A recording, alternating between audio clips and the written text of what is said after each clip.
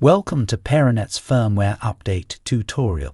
To get started, head over to our official website at perinet.io. Once on the home page, locate the product page of the respective periNODE under Products. Choose under Software the specific variant of firmware from the list to ensure you download the correct firmware version you want. Once downloaded, unpack the signed image file.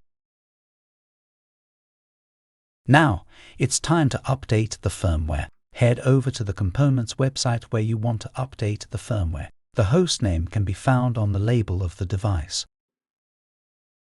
Locate the Update section on the website.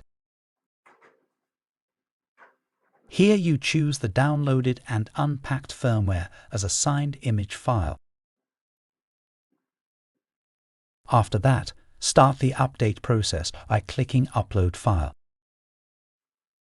The device checks firmware for authenticity automatically.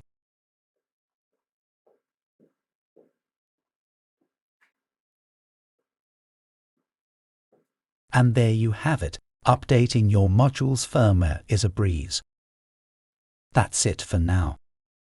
Until our next video.